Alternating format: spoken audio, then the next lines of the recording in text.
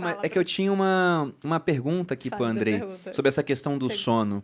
Porque tem gente que dorme muito pouco e quase sempre o cara é negligente nessa parte do sono. Só que tem o pessoal que dorme às 7 horas, só que o cara ele trabalha no turno da noite, por exemplo. Ele dorme em outros horários. Isso vai ter um impacto hormonal também? Enorme. Então a gente vê muito. Isso vale para alimentação também. A gente vê muito falando o que e quantidade e pouco falando quando. É super. O quando você faz as coisas, alimentação, exercício físico e horário de sono. Esqueci o nome do cara que vai ganhar foi indicado pro Prêmio Nobel por causa do ciclo circadiano e ele falando exatamente isso. O quão importante é você comer Ganharam, e dormir. né? Ganhou. O último Prêmio Nobel da Medicina foram os pesquisadores que caracterizaram os genes, que a gente chama de... Alguns deles, genes relógio, que estão marcando a passagem do tempo. No corpo inteiro, todas as células do corpo têm um reloginho. E por que a gente precisa de um reloginho? Porque para elas terem uma ideia de quando fazer o que elas têm que fazer de acordo com o horário do dia. Nós somos projetados para sermos mais ativos de dia. E aí, na hora que você inverte isso, a pessoa tem vários sintomas. Sintomas de depressão, de déficit de atenção. Então, muita gente me pergunta no Instagram...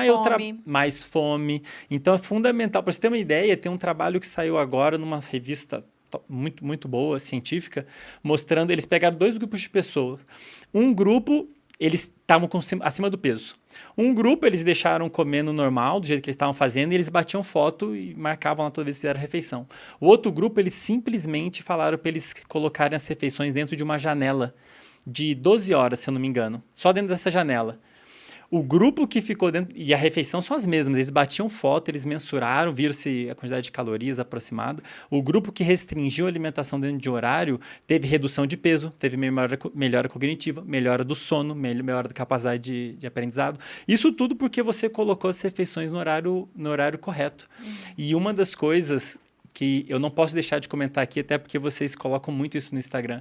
Uma das coisas mais importantes que a gente tem que tomar cuidado é o sol.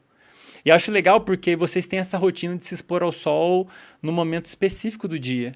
E isso é fundamental para a vitamina D. Sim, mas é fundamental para avisar seu cérebro que o dia começou. E que ele vai terminar, porque são hormônios antagônicos, né? Quando você produz os hormônios de alerta, depois esses mesmos hormônios, quando eles baixam caírem, e a melatonina entra em ação. É o que deveria acontecer se o reloginho estiver ok. Só que hoje é luz artificial o tempo todo. Exato. Mas se você se expõe à luz natural logo cedo, igual vocês fazem, isso é... Acho que talvez o principal estímulo para o seu reloginho saber que horas são. E aí isso vai te prevenir, inclusive, dos malefícios da luz noturna. Então... Porque meio que ele sabe, né? Só dá para ter 12 horas de sol. Então, se sua primeira luz foi lá às 6 da manhã, então... Foda-se se foi depois das 6. Então são os 2 momentos. Início do dia e o final da tarde são os 2 principais momentos para você. E você está estimulando o olho. Importante ressaltar isso, que é um estímulo. Tem células específicas no olho, só para ver se tem luz ali. E elas se comunicam diretamente com áreas que regulam humor, motivação e sono. Então, se você começa a se expor mais à luz de manhã cedo, você muda a vida da pessoa. Porque, de repente, as coisas começam... É igual a sinfonia. De repente, a sinfonia começa a funcionar. A pessoa começa a sentir o horário mais ou menos no mesmo horário, no horário certo, que seria de noite. A qualidade do sono melhora, a duração do sono melhora. É mágico, assim. Muito legal. Mágico não, é ciência. É uma das coisas que a gente fala lá no Materializa. É um dos hábitos que eu sempre digo para as pessoas. Porque uma vez eu assisti uma palestra, não sei se... Acho que foi do Vitor Sorrentino. E ele falava que ele não tinha como diagnosticar ou passar algum remédio, né? Passar remédio para os pacientes se aquela pessoa não fazia o mínimo necessário para estar vivo. Legal. Então, ele falou, como que uma pessoa vem até mim... querendo longevidade, falando que está com depressão, que não consegue emagrecer, sendo que ela não consegue acordar de manhã, ao menos acordar e caminhar por meia hora. Sim. Então, manter o seu corpo ativo e pegar a luz do sol. Então, ele falava que isso era o mínimo necessário para que ele pudesse, então, ver se a pessoa estava realmente com algum tipo de outros problemas como esses. Né? Porque tem uma linha, né? Claro que algumas pessoas vão se... todo mundo vai se beneficiar muito com isso, mas é claro que vão existir aquelas pessoas que, de fato, vão precisar do tratamento, né? O problema é que, muitas vezes, essa etapa é saltada, né? A pessoa não faz isso, mas ela vai, muitas vezes, direto buscar o tratamento, buscar o remédio, né? Buscar uma solução que precise de menos constância e menos disciplina, o que a gente começou falando, né? Com legal. certeza. Agora, eu queria só voltar à questão, né, dos distúrbios, pra gente entender como que a gente diagnostica. Sim, podemos falar disso. Só vai fazer um comentário, não vai ser Sêneca, vai ser Hipócrates. Mas ele fala que perdemos a saúde conforme nos afastamos da natureza. Você estava pesquisando aqui, né, nas suas Eu pesquisei para notas? falar ipsilíteris. ipsilíteris. Né, ipsilíteris.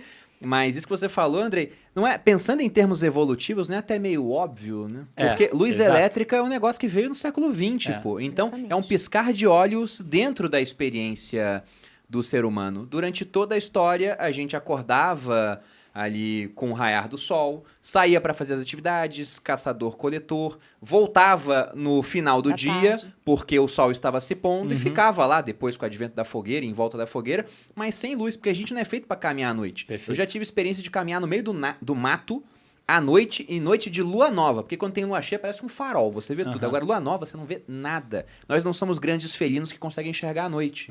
Então, o cara que fala, eu sou muito mais ativo à noite, talvez algumas pessoas sejam. Mas será que não está condicionada assim já há muito tempo e acredite nisso, né? Eu não acredito que algumas pessoas sejam. Elas teriam um desempenho, um bem-estar muito melhor se elas estivessem reguladas. Aliás, você quer regular o sono de uma pessoa, isso já foi feito também. Você pega esse pessoal que está dormindo em horários variados, sei lá, fica na Netflix, e leva para acampar. Leva para acampar e você aproxima... Vai pra Bahia, meu amigo. A gente passou no Novo lá, aí a gente, vamos dormir até tarde, tô de férias, vamos treinar até mais tarde. Solzão. Aí uma das pessoas falou, Malu, não tem jeito. Lá não tem jeito de você acordar depois das 7. Eu não sei o que acontece na Bahia. Eu sei que você acorda. É natural. E a gente passava já tá na praia solzão, também. Você passava o dia inteiro na exposição do sol. Então, à noite, você dormia igual um bebê e acordava antes das 7. Não tinha como não acordar antes Deveria ser das assim 7. com todo mundo, né? Não precisa, a gente não devia precisar de despertador. Por isso que na Bahia a gente é mais feliz. Tá, vamos então falar como que pode ser, quais são os veículos para ser diagnosticado. O Kaique queria saber disso. A gente estava almoçando outro dia, né? Tava eu, Eduardo, o Kaique, eu falei da dislexia da Malu, ele falou, talvez eu seja disléxico. Eu falei, Kaique, talvez seja só burro mesmo.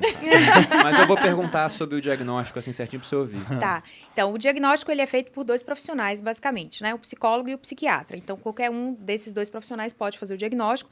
Dentro da psicologia, a gente tem instrumentos específicos, né? Para esses diagnósticos. Então, a gente tem testes psicológicos, que são ferramentas exclusivas do psicólogo, só o psicólogo pode aplicar esses testes. E esses testes, além da entrevista clínica, né, que a entrevista clínica é muito importante, a anamnese, como o Bruno falou, a entrevista, a gente procurar saber certos dados, né? Porque, por exemplo, muita gente diz, eu tenho TDAH, mas o meu começou na fase adulta, então não é TDAH. Então, já está descartado o diagnóstico, né? Porque o TDAH, ele precisa iniciar por volta ali dos 10 anos de idade. Ele não, né? não é adquirido. Não, ele não vem com o tempo, né? Então, aí, o que vem com o tempo pode ser o que o Andrei falou, tem outros confundidores ali que atrapalham, né? Pode ser o sono, pode ser um estilo de vida muito ruim, pode ser uma alimentação, enfim. Pode ser outras coisas, um estresse muito grande que a pessoa está passando, pode ser outras questões ali que estão interferindo na atenção, na questão da leitura, da escrita, etc. Mas o diagnóstico ele é feito basicamente por psicólogos e psiquiatras, né?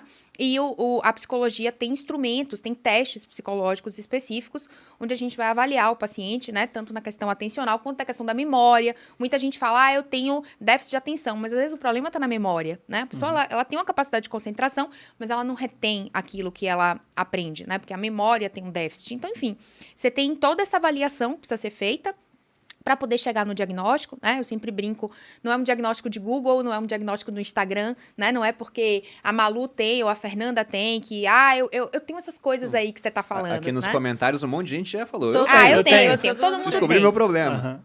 Todo mundo acha que tem, mas na verdade é o que eu sempre digo. Talvez uma minoria... muitos tenham, né? Então, aí é que tá. Uma minoria tem transtorno, né? O quão comum é em termos estatísticos? Tem 5%. uma ideia? 5%? Eu ia até dizer, o TDAH, não sei se é genético, mas eu sei que eu estudei bastante sobre a dislexia depois que eu descobri, e falam que é praticamente genético, né? Tem um componente e que é importante. Mais frequente em homens. Sim. São menos mulheres. E o meu pai, depois que eu descobri a dislexia, eu falei, pai, certa. Não tenho nem dúvida. Você tem. E foi você que passou pra mim. O meu pai tem também, eu também tenho certeza. Ele nunca foi diagnosticado, não, mas eu tenho certeza. Assim, convivendo com ele fica muito claro, né? Então, assim, é a minoria que tem transtorno, entende? As pessoas acham, todo mundo hoje em dia tem um transtorno psicológico. Todo mundo hoje em dia tem depressão, todo mundo hoje em dia tem ansiedade.